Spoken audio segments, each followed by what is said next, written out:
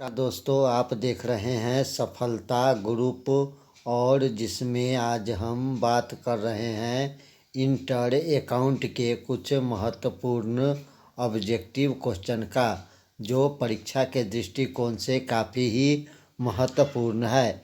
और पाठ का नाम हमारा है, देख लीजिए, साझेदारी का पुनर्गठन और साझेदार के मृत्यु तक। साझेदारी के पुनर्गठन से साझेदार के मृत्यु तक, ये वर्ग 12 अकाउंट का यानी इंटर अकाउंट का जो ऑब्जेक्टिव क्वेश्चन है चैप्टर नंबर 7 उसका है। और दोस्तों यहाँ हम सफलता ग्रुप में आपके लिए लेके आए हैं सभी वर्गों का महत्वपूर्ण ऑब्जेक्टिव एवं सब्जेक्टिव क्वेश्चन। तो आप जो है सफलता ग्रुप के साथ बने रहे। तो चलिए बगैर देर किए हुए देखते हैं वर्ग 12 अकाउंट के कुछ महत्वपूर्ण ऑब्जेक्टिव क्वेश्चन जो चैप्टर नंबर 7 यानी कि साझेदारों का पुनर्गठन से साझेदारी का मृत्यु तक पाठ से लिया गया महत्वपूर्ण ऑब्जेक्टिव क्वेश्चन है। तो चलिए शुरू करते हैं वीडियो। पहला नंबर क्वेश्चन काफ़ी महत्वपूर्ण है। मृतक साझेदार की देय राशि चुकाई जाती है उसके पिता को, दोस्त को, पत्नी को, निष्पादक उत्तराधिकारी को। तो जानते हैं कि मृतक साझेदार की जो देय राशि चुकाई जाती है वो हमारा सही आंसर ऑप्शन नंबर डी जो है बिल्कुल सही हो जाएगा, यानी कि जो निष्पादक उत्तराधिकारी बिल्कुल सही आंसर हो जाएगा। चलिए 2 नंबर क्वेश्चन जानते हैं। हमारा 2 नंबर क्वेश्चन भी काफ़ी महत्वपूर्ण क्वेश्चन है। 2 नंबर क्वेश्चन को देख लीजिए। 2 नंबर क्वेश्चन कहता है किसी साझेदार की मृत्यु होने पर उसकी देय पूरी राशि किसके खाते में हस्तांतरित की जाएगी। ऑप्शन ए को देखिए, सभी साझेदार के पूंजी खाते में। बी को देखिए, शेष साझेदार के पूंजी खाते में। सी को देखिए, उसके उत्तराधिकारी के खाते में। और ऑप्शन डी सरकार के खाते में। तो आपको ये पता होगा कि जब किसी साझेदार की मृत्यु हो जाती है तो उसकी देय राशि जो है जो दिया जाता है जिसे उसका ऑप्शन नंबर सी यानी उसके उत्तराधिकारी के खाते में बिल्कुल सही आंसर हो गया, यानी 2 का हमारा ऑप्शन नंबर सी जो है बिल्कुल सही हो जाएगा। और दोस्तों अभी आप जो है सफलता ग्रुप देख रहे हैं जिसमें आज हम इंटर अकाउंट के चैप्टर नंबर 7 का बात कर रहे हैं। ये सभी क्वेश्चन आपको चैप्टर बाय चैप्टर जो है कि हम आपके लिए लेके आए हैं और आप जो है वीडियो के रोक के ये सारा क्वेश्चन को नोट कर लीजिए और आप खुद इस बात का पता लगाइए कि आपका तैयारी जो है कितना बढ़िया से हो रखा है। और तो चलिए तो शुरू करते हैं। तीसरा नंबर क्वेश्चन हमारा तीसरा नंबर क्वेश्चन भी काफ़ी ही महत्वपूर्ण है। तीसरा नंबर क्वेश्चन को देखिए, साझेदार की मृत्यु पर अंतिम भुगतान होता है। ऑप्शन ए पूंजी खाते से, ऑप्शन बी निष्पादक खाते से, ऑप्शन सी चालू खाते से और ऑप्शन डी ऋण खाते से। तो जानते हैं कि 3 का जो है कि हमारा सही आंसर यहाँ पर 3 का जो है कि हमारा सही आंसर यहाँ पर जो है कि साझेदार की मृत्यु पर जो अंतिम भुगतान होता है वो आपको जो सही आंसर है ऑप्शन नंबर बी जो है बिल्कुल सही हो जाएगा, यानी कि निष्पादक खाते से। चलिए चौथा नंबर क्वेश्चन जानते हैं। चौथा नंबर क्वेश्चन भी काफ़ी ही महत्वपूर्ण क्वेश्चन है। चौथा नंबर क्वेश्चन को देख लीजिए। चौथा नंबर क्वेश्चन आपका कहता है एक्स, वाई और जेड 1/2 अनुपात 1/3 अनुपात से 1/6 अनुपात में लाभ का विभाजन करते हैं। जेड की मृत्यु हो जाती है, एक्स और वाई का नया अनुपात होगा। यानी कोई साझेदार है एक्स, वाई और जेड जो 1/2 अनुपात 1/3 अनुपात 1/6 अनुपात से लाभों का विभाजन करते हैं। अगर जेड की मृत्यु हो जाती है तो एक्स और वाई जो बचेंगे, जो एक्स और वाई जो एक्स है और वाई का नया अनुपात क्या होगा। ऑप्शन ए को देखिए 3:2, ऑप्शन बी को देखिए 2:3 और ऑप्शन सी को देखिए 2:1 और डी कहता है इनमें से कोई भी नहीं। तो 4 का हमारा सही आंसर यहाँ पर जो ऑप्शन नंबर ए जो है बिल्कुल ही सही हो जाएगा 3:2 के। तो चलिए शुरू करते हैं। 5वां नंबर क्वेश्चन हम देख लेते हैं।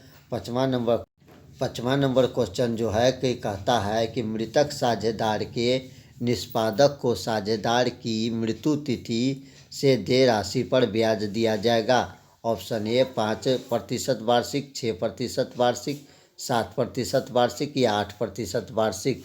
तो 5 का जो है हमारा सही आंसर यहाँ पर ऑप्शन नंबर बी जो है बिल्कुल ही सही हो जाएगा, 6% वार्षिक।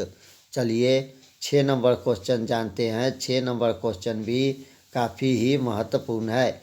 एक साझेदार के मृत्यु की दशा में संचित लाभ व हानि साझेदार द्वारा बांटी जाती है उनके। ऑप्शन ए पुराने लाभ विभाजन के अनुपात में, ऑप्शन बी नए लाभ विभाजन के अनुपात में, सी पूंजी अनुपात में और डी इनमें से कोई भी नहीं। तो 6 का हमारा सही आंसर यहाँ पर जो हो जाएगा, यहाँ पर देख लीजिए ऑप्शन नंबर ए पुराने लाभ विभाजन के अनुपात में। चलिए 7 नंबर क्वेश्चन जानते हैं। 7 नंबर क्वेश्चन भी काफ़ी महत्वपूर्ण क्वेश्चन है। 7 नंबर क्वेश्चन को देख लीजिए। एक साझेदार की मृत्यु होने पर संयुक्त जीवन बीमा पॉलिसी को निम्न के पूंजी खाते में जमा किया जाता है। सिर्फ मृतक साझेदार सहित सभी साझेदार के, शेष बचे साझेदार के उनके नए लाभ विभाजन अनुपात में और शेष बचे साझेदार के उनके पुराने लाभ विभाजन में। तो जानते हैं कि हमारा 7 का जो है सही आंसर यहाँ पर जो है हो जाएगा ऑप्शन नंबर बी जो है बिल्कुल ही सही हो जाएगा, मृतक साझेदार सहित सभी साझेदार के। चलिए 8 नंबर क्वेश्चन देख लेते हैं। 8 नंबर क्वेश्चन भी काफ़ी ही महत्वपूर्ण क्वेश्चन है।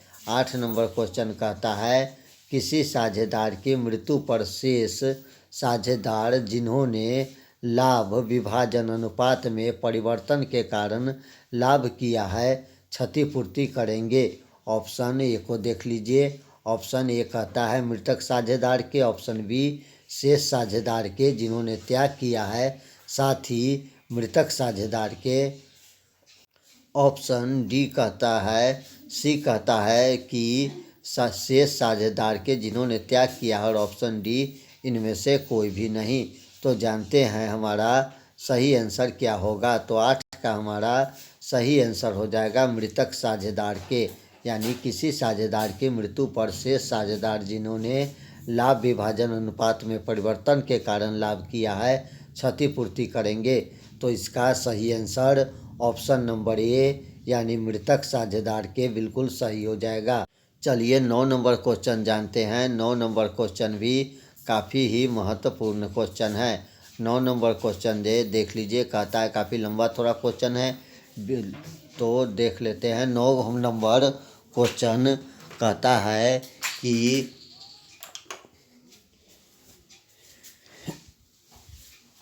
बी, सी एवं डी साझेदार है जो लाभ को 7:5 के अनुपात में विभाजित करता है।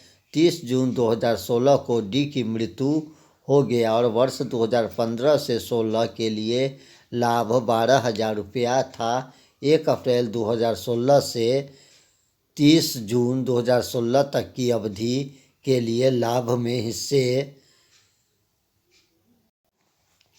की राशि से डी के खाते को क्रेडिट किया जाएगा। तो इसका सही आंसर आपको हो जाएगा जो आपका ऑप्शन नंबर बी जो है बिल्कुल ही सही हो जाएगा, यानी कि 750 रुपया। चलिए अगला क्वेश्चन जानते हैं। 9 नंबर क्वेश्चन थोड़ा सा काफ़ी बड़ा क्वेश्चन है, तो ऐसा क्वेश्चन जो है कि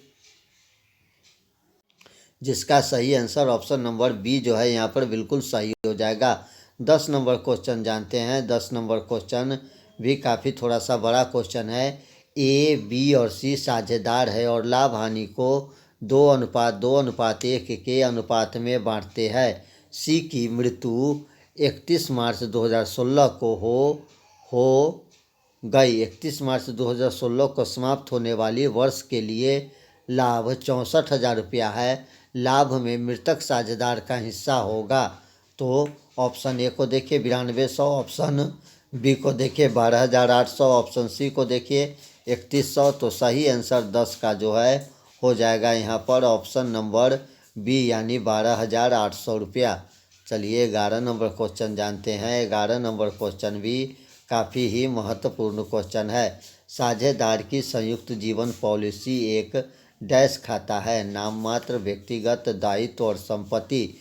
तो साझेदार की संयुक्त जीवन पॉलिसी जो है ऑप्शन नंबर डी यहाँ पर सही हो जाएगा, यानी कि संपत्ति। 11 का हमारा सही आंसर ऑप्शन नंबर डी जो है सही हो जाएगा। चलिए अगला क्वेश्चन जानते हैं। हमारा 12 नंबर क्वेश्चन भी देख लीजिए। 12 नंबर क्वेश्चन भी काफ़ी ही महत्वपूर्ण क्वेश्चन है। 12 नंबर क्वेश्चन कहता है,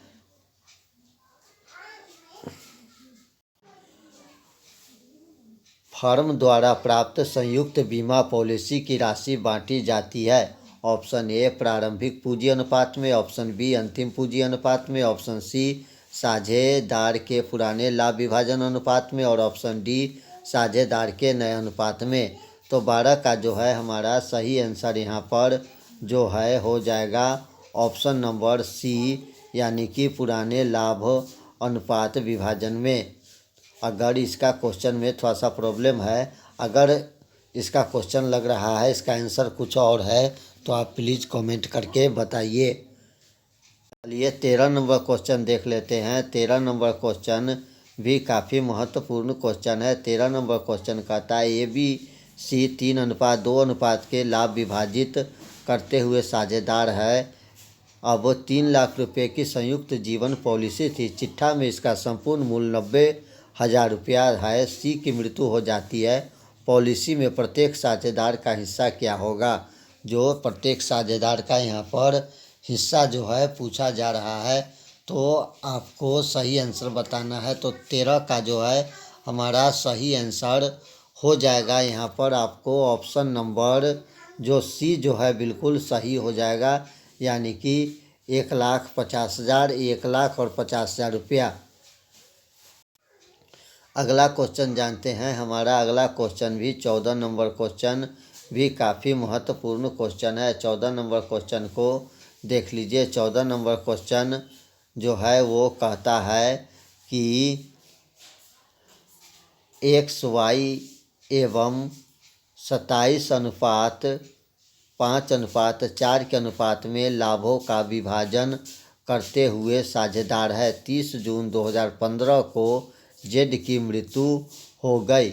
एक्स जो है 100, वाई और जेड जो है साझेदार है और 27:5:4 के अनुपात में लाभ विभाजन करते हुए साझेदार है। 30 जून 2015 को जेड की मृत्यु हो गई और 31 मार्च 2016 को समाप्त होने वाले वर्ष के लिए लाभ 2,40,000 रुपये थे। 1 अप्रैल 2015 से 30 जून 2015 की अवधि के लिए लाभ में हिस्से के लिए किस राशि से जेड के खाते को क्रेडिट किया जाएगा? लेकिन जो समान रूप से होगा, जो क्रेडिट किया जाएगा उनका मान ले कि वर्ष भर लाभ समान रूप से हुआ है। तो यहाँ पर 14 का जो है सही आंसर यहाँ पर ऑप्शन नंबर बी जो है बिल्कुल सही हो जाएगा, यानी कि 15,000 रुपया। तो 14 का जो है देख लीजिए। 14 का जो है सही आंसर जो हो जाएगा 15,000 रुपया जो है बिल्कुल सही हो जाएगा। 15,000 रुपया जो है सही हो जाएगा। तो हमारा सही आंसर ऑप्शन नंबर बी जो है बिल्कुल सही है, 15,000 रुपया। चलिए अगला क्वेश्चन जानते हैं। 15 नंबर क्वेश्चन को देख लीजिए। 15 नंबर क्वेश्चन भी काफ़ी महत्वपूर्ण क्वेश्चन है। पुनः मूल्यांकन खाता डैश के समय तैयार किया जाता है। ऑप्शन ए नए साझेदार के प्रवेश, ऑप्शन बी किसी साझेदार के अवकाश ग्रहण, ऑप्शन सी किसी साझेदार की मृत्यु पर और उपयुक्त सभी। तो 15 का जो है सही आंसर है यहाँ पर ऑप्शन नंबर डी जो है बिल्कुल सही हो जाएगा, उपयुक्त सभी। चलिए 16 नंबर क्वेश्चन को जानते हैं। 16 नंबर क्वेश्चन भी आपको काफ़ी महत्वपूर्ण क्वेश्चन है। 16 नंबर क्वेश्चन कहता है भारतीय साझेदारी अधिनियम 1932 की धारा 37 के अनुसार उत्तराधिकारी ब्याज के लिए डैश प्रतिवर्ष से अधिकृत होंगे। साझेदार की मृत्यु की तिथि से मृत साझेदार को दे अंतिम राशि पर भुगतान की तिथि तक। तो सही आंसर 16 को देख लीजिए। हमारा 16 का सही आंसर यहाँ पर ऑप्शन नंबर सी जो है बिल्कुल सही हो जाएगा, यानी कि 6। तो इसका सही आंसर ऑप्शन नंबर सी जो है 16 का सी बिल्कुल सही हो जाएगा, 6। चलिए 17 नंबर क्वेश्चन जानते हैं। 17 नंबर क्वेश्चन भी काफ़ी ही महत्वपूर्ण है।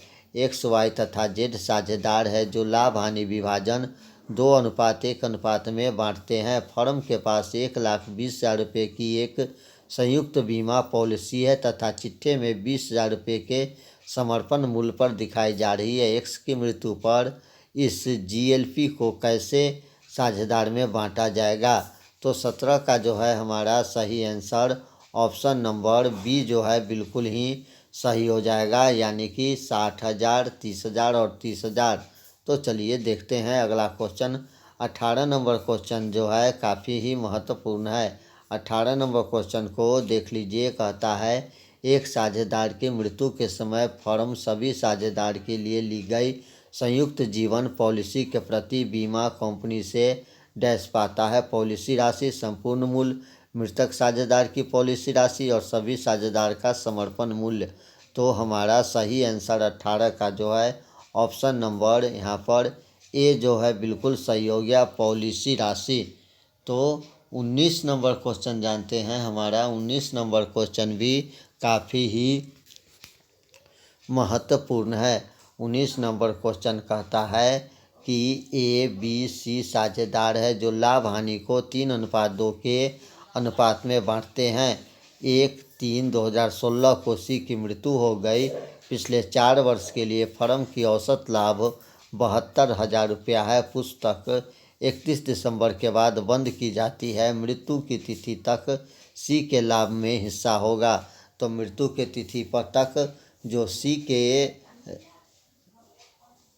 का लाभ में जो हिस्सा होगा वो आपको ऑप्शन नंबर यहाँ पर देख लीजिए ए, यानी कि 2,000 रुपया जो है बिल्कुल ही सही हो जाएगा।